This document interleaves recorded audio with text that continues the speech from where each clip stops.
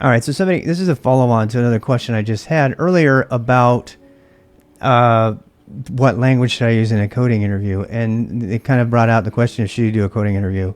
And I'm going to try to do this in under 10 minutes. I'm going to answer this really quickly. If a company is asking you to do a whiteboard interview, don't apply to that company. Don't apply. I'm telling you, if a company asks you to do a whiteboard interview or a live interview where they want you to type out all the stuff and everything, it is a huge red flag. It's a huge red flag about the company. And you're going to say, but. I don't care if the FANG companies make you do this. They are lazy, lazy companies that don't want to properly evaluate you. And you know what? They even they've come straight out and said this. I wish I could find the citation. They've come straight out and said, we don't care about the people who don't want to do this.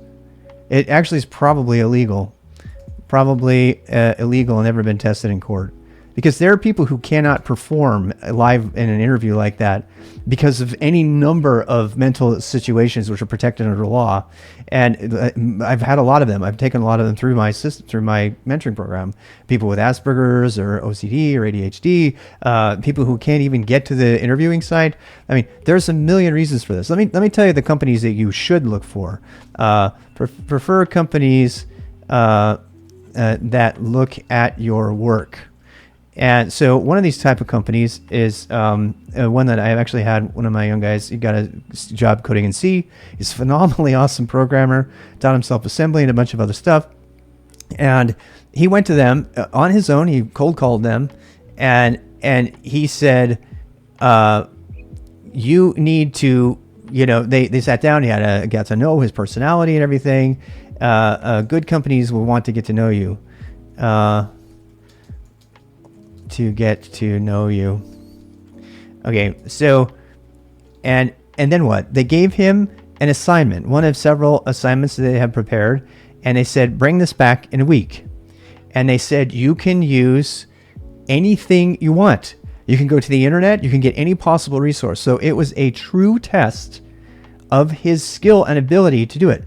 Now, it was a complete honor system thing.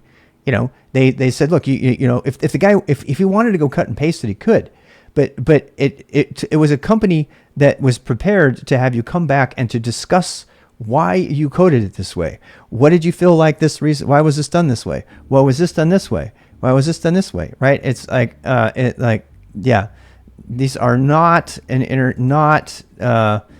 indicator of success or efficiency or even skill. And they're scientifically proven to not be that. Okay. And if you don't believe me, go do your own research on this.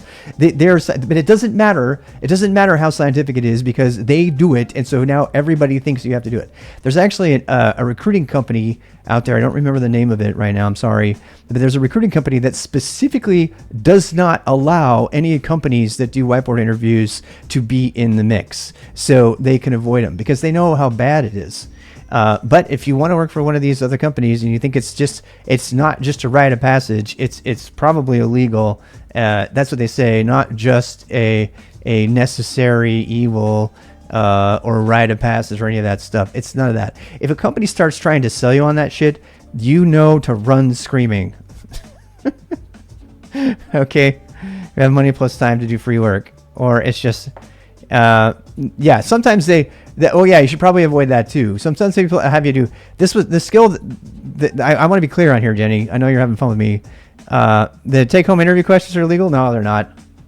No, they're not. Not if the work they're having you do is going to be contributed back to the code base. I think that's what you're reading it as, and that's not what it is. It's not free work. It's not free work because it's from a set of things. In fact, there's another company. So last one I'll tell you about. So there's a company that the company that does, I think hackathons is probably a good thing. Really, the question is coding fast. Coding fast is not indicator of producing value. That's what I think.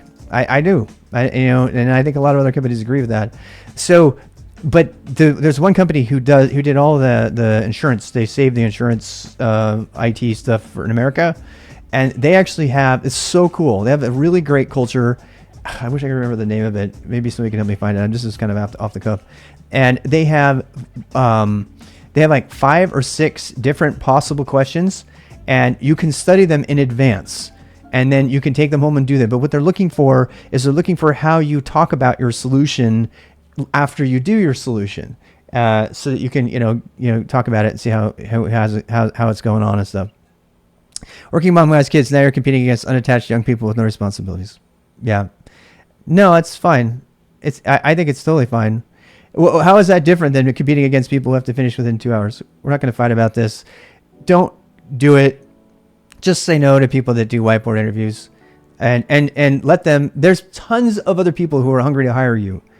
I got a Java programming engineering job on an 1.5-hour interview with the IBM interviewers in Dallas, and all they knew was what they had heard me talk about, what I had done for Nike before that, and I was able to discuss what we did in the software I did and how I did it. No job interview questions. So, and I made plenty of good money. You might not be getting a job with Google or Facebook, but you don't care. There's probably tons of other companies that will even pay you more money that know that whiteboard interview questions and this kind of stuff is a bad idea. So just say no.